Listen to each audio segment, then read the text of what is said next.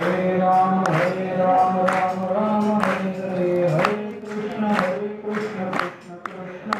श्री ज्ञानदेव ज्ञानेश्वर महाराज की जय। भगवान बाबा की 90व्या सप्ताहानिमित्त, फिरता नारळी सप्ताहानिमित्त आपण ज्ञानेश्वरी ऐकत आहात। भावकथा आहेत, सारांश रूपाने आहे। आणि कालपर्यंत आपण एक विषय पाहिला, मित्र कसा असला पाहिजे। अर्जुनाच्या अंतःकरणावर कृपेने घेतलेला ताबा आणि जे प्रोत्साहन भगवान श्रीकृष्ण देत आहेत, अरे तू कोण आहेस, तुझी योग्यता काय, तुझी क्षमता काय। आणि मानवी जीवनातला सगळ्यात मोठा सिद्धांत जो कालपासून मी तुम्हाला सांगत आहे, संगत चांगली असली पाहिजे। वारकरी संप्रदायामध्ये 90% प्रमाण मागणी फक्त संगतीवर आहे। ज्ञान कमी, भक्ती कमी, भाव कमी, सगळं चालतं वारकरी संप्रदायामध्ये।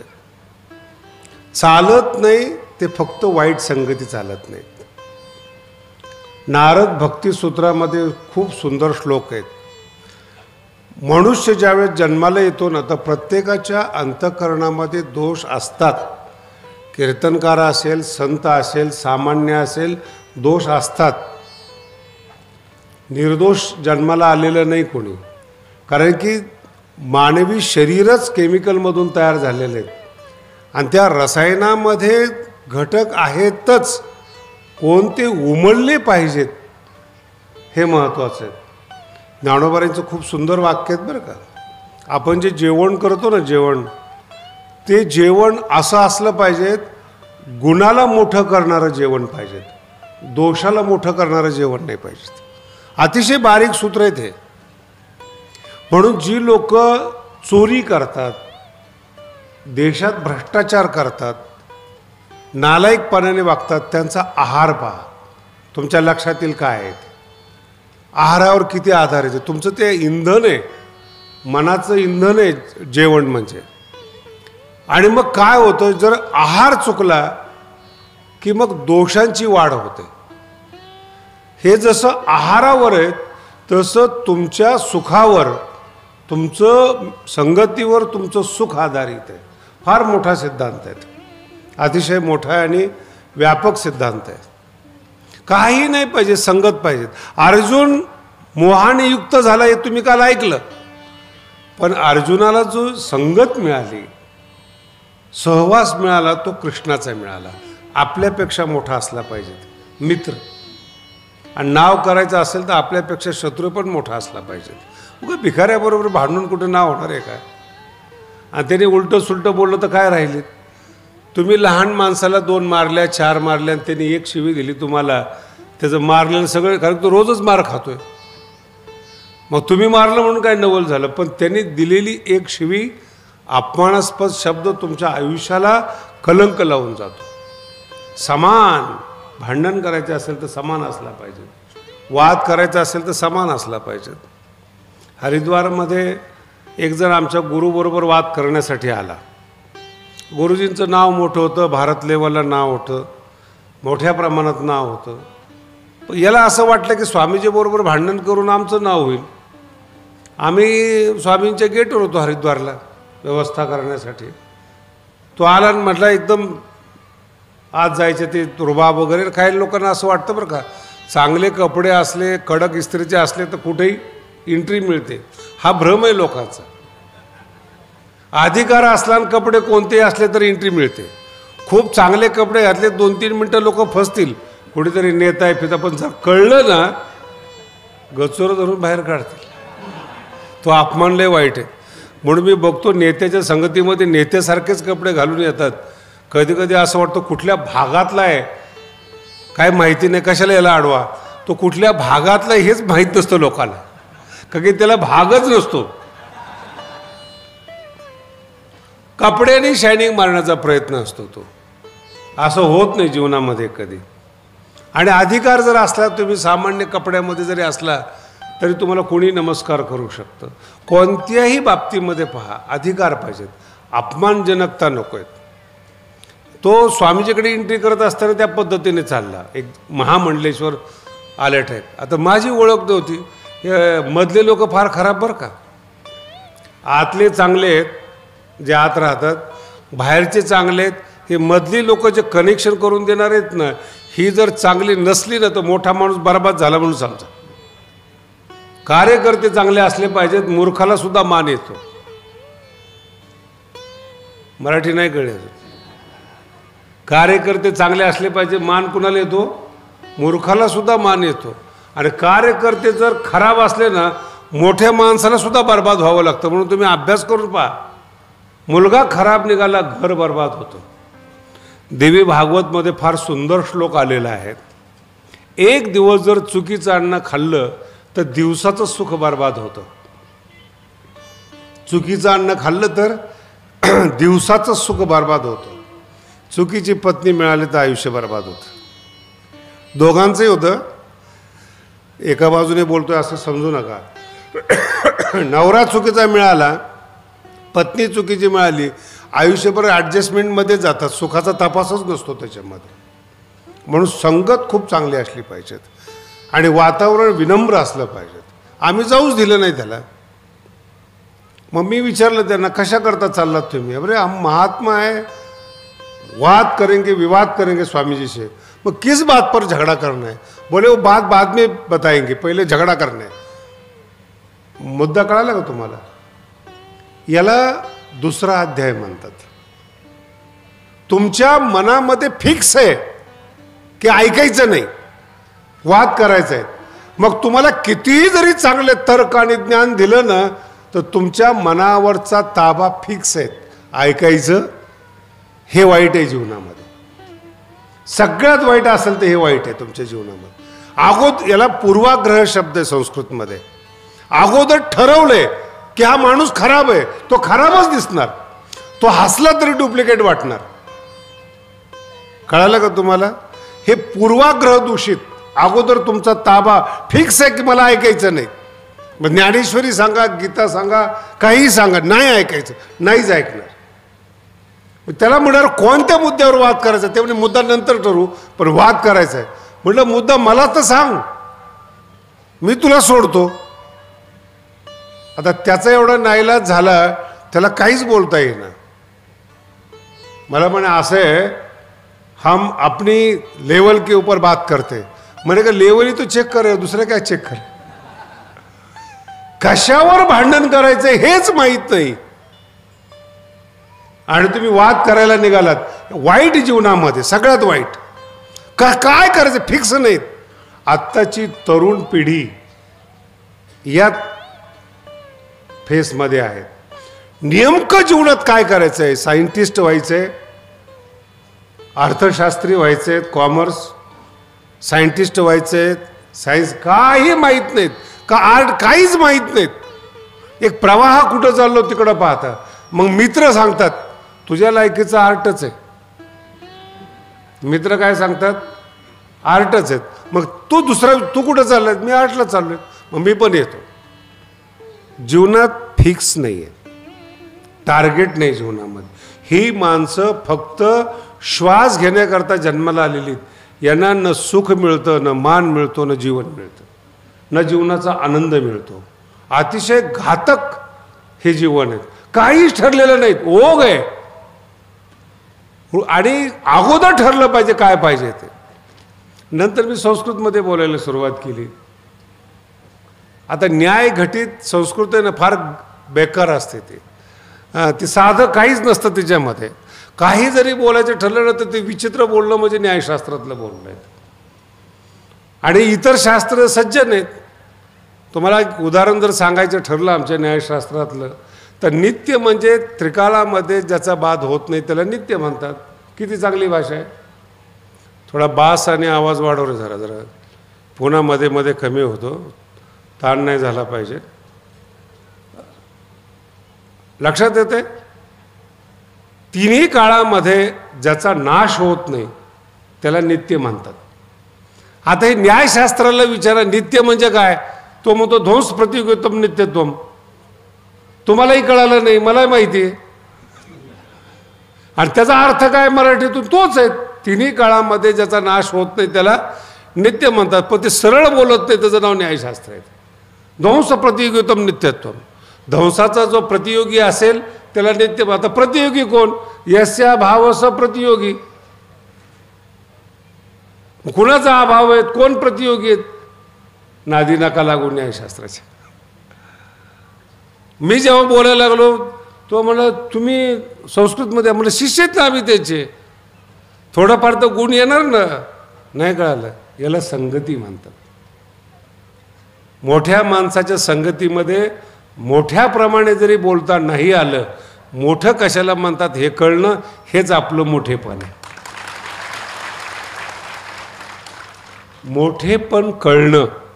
लक्षात आलं? मोठे, याच्यावरच दुसरा अध्याय आहे. मोठेपण कळणं. नाही ऐकलं तरी चालेल, पण मोठेपण कळलं पाहिजेत. नवरा मोठा आहेत हे कळत नाही म्हणून भांडणं होतात. काय कारण आहे भांडणाचं? बायको म्हणते मी सांगते ते करा, नवरा म्हणतो तुला अक्कल नाही. दोघाचा अर्थ काय? मोठेपणाचं लागलेली प्रतिस्पर्धा आहे. आणि कोणत्याही नवऱ्या बायकोला विचारा, नवऱ्याला विचारा, अतिशय सुंदर सांगतात, मी हे म्हणून आणले. मोठेपण नसलेलं मोठेपण आहे. म्हणून कधीही लक्षात ठेवा, पहिल्यांदा एक मित्र असू द्या, पण मजबूत असला पाहिजेत, मोठा असला पाहिजेत, संकटात धावून आलेला मित्र पाहिजेत. मिळतो न मिळतो तुमचं नशीब आहे. आणि ही यशस्विता अर्जुनाच्या जीवनामध्ये. जो मित्र मिळाला तो श्रीकृष्ण आहे. आणि तो सांगतोय, अरे तू कोण आहेस? काल सांगितलं मी तुम्हाला, सिंहासी झोंबे कोला ऐसा अपाड तिके झाला. कोल्हेनी सिंहावर आक्रमण करावं? अरे असा तू सिंह आहेस, याला म्हणतात उत्साह वाढवणे. आणि काल एक शब्द सांगितला होता, अवसान घातकी. येतं काहीच नाही पण अवसान घालणारच.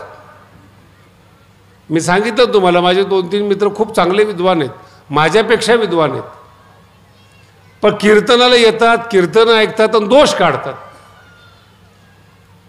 मग आमच्या बैठकीत एकदा सवय झाली, म्हणजे एक काम कर ना, तू माझ्या कीर्तनातले दोष काढतो ना, मग उद्या तुझंच कीर्तन ठेवतो. ते आपल्याला जमत नाही.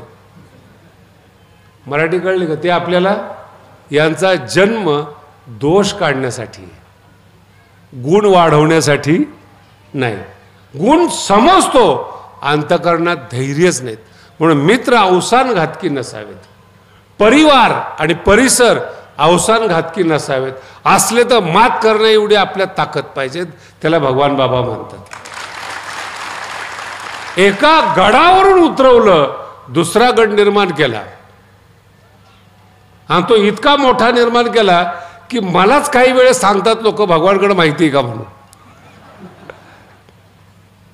कधी विमानात जाण्याचा प्रसंग आला, कुठं जाण्याचा प्रसंग आला, मलाच विचारतात, भगवानकडे माहिती आहे का? हा हा माहिती. काय बोलणार त्याला मी? आणि हे ठरवलंय, अवसान घातकी लोक आहेत, विनाशकर. आणि त्याच्यापेक्षा पुढे जाऊन सांगतो मी तुम्हाला, पुरुषार्थ करायला जर नाही मिळालं ना, तर जगण्यात अर्थ नाही असं समजा. बापाचं आयतं खाणारे, व्यापाराचं आयतं, ही माणसंच नाहीत. कर्तृत्व करायला मिळावं, तो माणूस अजरामर होतो.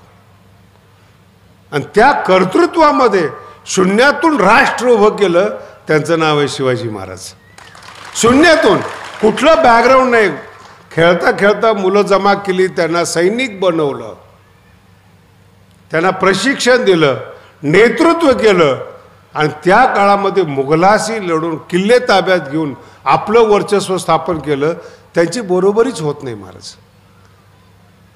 400 वर्षापूर्वीचा भारत, आणि त्या काळामध्ये माणसं निवडणं, माझा मुद्दा समज, माणसं निवडणं, ती एकनिष्ठ असणं, त्यांना ट्रेनिंग देणं अवघड आहे हो. एवढं सोपं समजू नका तुम्ही. ठीक आहे, आपल्याला शिवाजी महाराज कळत नसतील तर आपला भाग्याचा भाग आहे, तो आपल्या बुद्धीचा भाग आहे. पण शून्यातून कर्तृत्व ज्याला करायला मिळालं ना, तो अजरामर असतो. मग आता पुढचा टप्पा त्याच्यापेक्षा अवघड आहे. त्यांची जी मुलं असतात ना त्यांच्याकडून त्याच लेवलची अपेक्षा असते, ती होत नाही. तुका महाराजांची चिरंजीव आहेत ते तुकोबाराच्या लेवलला अभंग नाही लिहू शकत. जेवढे शिष्य आहेत नाही लिहू शकत त्यांच्या लेवलला अभंग. मग ते काय करतात, विनम्रतेनं त्यांच्या सिद्धांताचा प्रचार करतात, त्याला पंथ म्हणतात. पंथ. एखादे चांगले विद्वान झाले, त्यांनी 2-4 सिद्धांत नवीन सांगितले, त्याच सिद्धांताचा सतत प्रचार करणारा जो परिवार आहे तो पंथ या नावाने पुकारला जातो. मी त्यांची नावं घेत नाही. म्हणून वारकरी संप्रदायाची प्रारंभ आणि सुरुवात ही भगवान श्री ज्ञानोबरायापासून आहेत. ते नाथांच्या वंशातले आहेत गुरु परंपरेनं, पण नाथाच्या सिद्धांताला बगल देऊन, ऐका, बगल देऊन नवीन सिद्धांत स्थापन केला त्यांनी, की सगळ्या जातीतल्या लोकांना, सगळ्या धर्मातल्या लोकांना फार व्यवस्थित ऐका, मनुष्य माना ही ज्ञानोबरांची पहिली शिकवण आहे. मनुष्य माना. अहो घरात घेत नव्हते लोक 700 वर्षापूर्वी. जातीवादाचं भयंकर तेढ होतं. ठराविक लोकांनी राज्य करायचं, ठराविक लोकांनी योग्य जेवण करायचं, योग्य सल्ला द्यायचं काम करायचं, इतर लोकांनी काबाड कष्ट करायची, ही भारताची व्यवस्था होती. समान जेवायचं नाही, समान बसायचं नाही, समानतेनं वागायचं नाहीत. आणि त्याला पहिल्यांदा धडक दिली ज्ञानेश्वर महाराजांनी पृथ्वीवर, बरं का, केवळ महाराष्ट्रातलं समजू नका. म्हणून आजही महाराष्ट्रामध्ये कोणत्याही समाजाचा माणूस ज्ञानेश्वरी आणि कीर्तन करू शकतो. हे ज्ञानोबरांचे उपकार आहेत, उपकार आहेत. मग ही संकल्पना पहिल्यांदा ज्ञानेश्वर महाराजांनी ज्ञानेश्वरीत उतरवली आणि त्या काळातल्या तळागाळातल्या बहुजन समाजाला, ज्याला आत्ताच्या भाषेत ओबीसी म्हणतात, सगळा एकत्रित केला आणि शिष्य न बनवता संत केलं. याला संगत म्हणतात. ज्ञानोबराच्या संगतीमुळं परिसरातले जवळचे लोक संत झाले. त्यांच्या नावाने आज देवस्थानं आहेत, तीर्थक्षेत्र आहेत. बघा तुम्ही, माऊलीच्या नंतर काही नव्हते का लोक संत? मग त्यांचेच देवस्थान नाही तर त्यांचे शिष्याचे कुठून होणार? कुठं देवस्थान आहेत? हे फक्त परंपरा. भारवाही शब्द कळला का तुम्हाला? भारवाही हा तुकोबारायांचा शब्द आहेत. ते हमाल म्हणत नाहीत. काय म्हणतात ते? गोड शब्द आहे ना भारवाही. तुम्ही संसाराचे भारवाही आहात, म्हणजे हमाल म्हणल्यावर तुम्हाला वाईट वाटेल ना.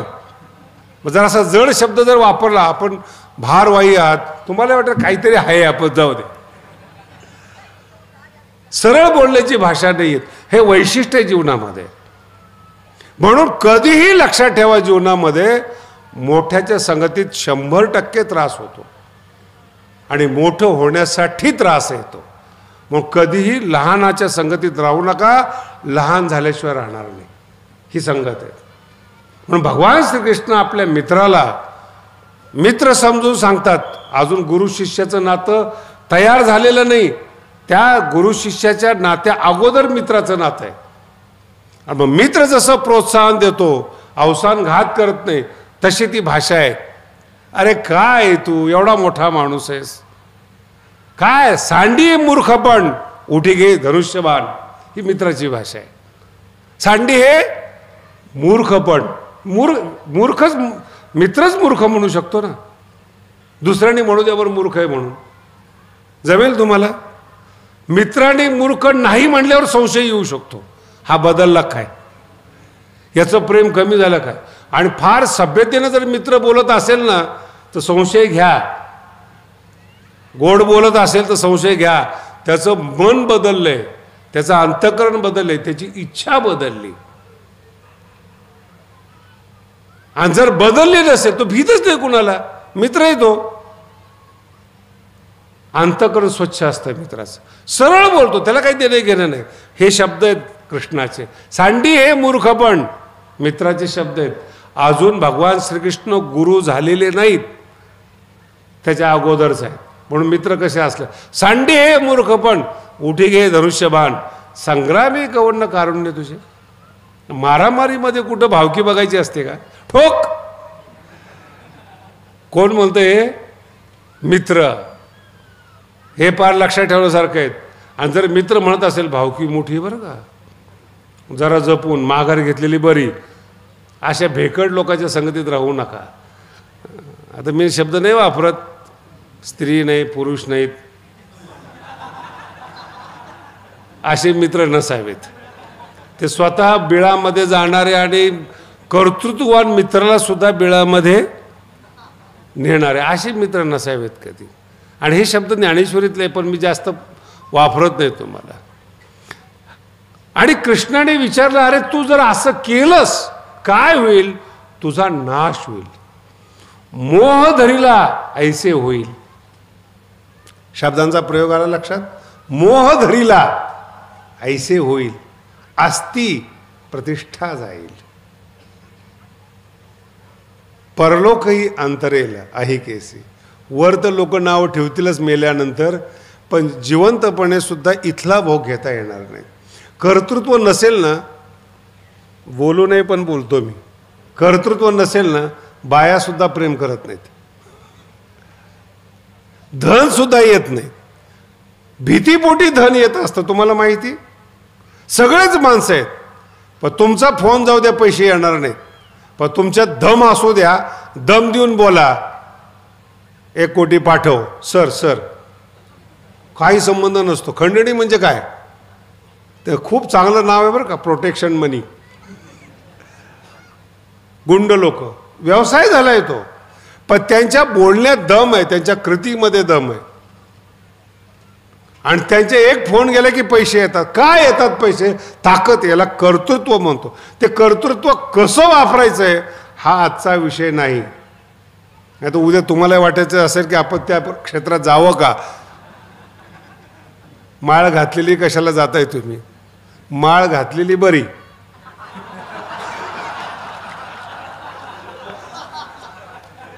बाकी मराठवाड्यातला शब्द आहे. समजदार झाले तुम्ही एका दिवसामध्ये. कधीही लक्षात ठेवा. म्हणून शब्द कसे, मोह धरला असे होईल. आणि मित्र काय म्हणतो माहिती का? तू आधीच काही नाही नसी. ठीक आहे, तुला हे नातेवाईक वाटतात, आजोबा वाटतात, तू आधीच काय ओळख नव्हती का तुझी यांच्याबरोबर? की गोत्रजाशी ओळखीसी वायाची करशी अतिशय. आता विनाकारण काहीतरी मूर्खपणा घेऊन बसलाय. मुद्दा लक्षात ठेवा, अर्जुनाच्या मनावर ताबा आहे. त्याने फिक्स ठरवलं ऐकायचं नाही. ह्या शब्दांचा काही उपयोग होत नाही. अर्जुन आहे, सगळं ऐकतोय, पण कृष्णाच्या शब्दांचा प्रभाव पडत नाही, कारण की अंतःकरण गेलेलं असतं, खलास झालेलं. मग कधी कधी मित्र सुद्धा निरुपयोगी होतो. आणि मग एक वेगळी भाषा बोलावी लागते किंवा वेगळं नातं तयार करावं लागतं. जिथं मित्रत्व कामाला येत नाही, भाषा आणि रूप बदलतं त्या ठिकाणी. आणि मग अर्जुनाची भाषा बदलते. देवा बघा, खूप बारकाईने ऐका आणि शक्यतो लक्षात ठेवा. फक्त पॉईंट सांगतो मी अध्यायातले, फार विस्तार नाही आहेत. तो पॉईंट तुमच्या मेंदूमध्ये बसला की माझं काम झालं. अगोदर ठरवलंय की देवाचं ऐकायचं नाही, हे वाईट आहे. म्हणून सांडी मूर्खपण सिंहासी झोंबे कोला, काही उपयोग होत नाही या शब्दांचा. आणि तो कृष्णाला, मित्राला पटवण्याचा प्रयत्न करतो. देवा, तुला असं वाटतं का रे आपण आपल्या गुरुला मारावं? बघा अर्जुनाचे तर्क. आणि ही लिंक वेगळी आहे. गुरुनी हत्वा ही महानुभावान, गुरुला मारावं, भीष्मासारख्यांना मारावं असं तुला वाटतं का? तर्क. लढायचं नाही हे फिक्स आहेत, पण न लढण्याला कारण काय द्यायचं? फार साधा सिद्धांत आहे. स्वयंपाक करायचा नसला की डोकं दुखतं. किती छोटी गोष्ट आहे, खरं डोकं. आणि चल म्हणलं हॉटेलला जेवण करू, मेकअप करून तयार. मला मुद्दा लक्षात ठेवा, नाही करायला 1000 कारण आहेत. आमचे पोरं आहेत, 200 पोरं आमच्याकडे, 200 कारणं आम्ही ऐकतो. एक कारण नाही, 200 लोकांचे 200 कारण आहेत. कधी कधी जिवंत असलेले आजोबा मारतात.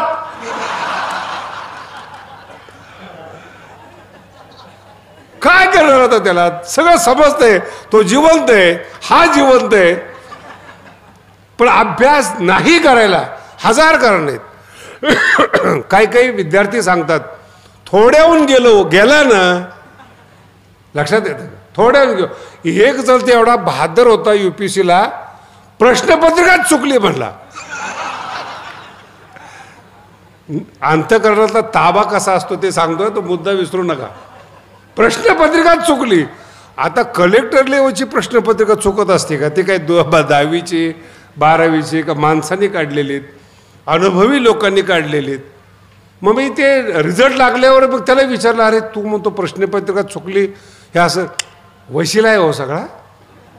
लक्षात, तर्क कसे असतात. आपण असफल आहोत हे मान्य करत नाहीत लोक. आपण अभ्यास केला नाहीत हे मान्य करत नाहीत. दुसऱ्यावर दोष.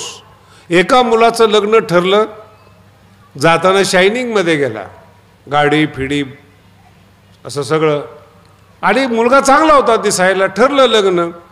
15 दिवसांनी निरोप आला, लग्न तुटलं.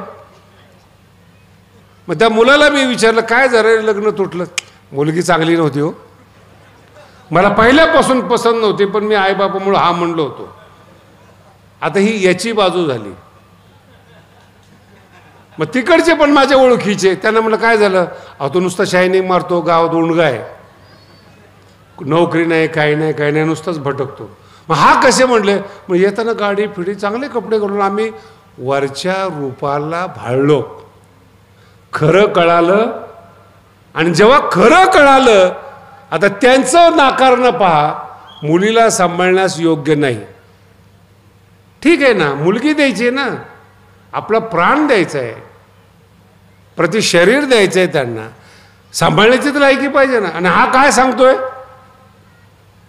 लायकी नाही हो, मला मित्राकडून कळलं ते पोरगी चॅप्टर आहे. खरंच आहे का?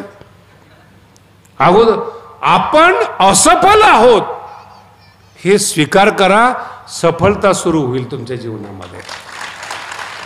हे जीवन आहे. हे आपण अवतार नाही आहेत नापास होण्यासाठी. आपण 10 वेळा नापास होऊ, मनुष्य आहोत. अवतार म्हणजे चमत्कार नाही आपल्याकडे, कोणत्याही मानवाकडे.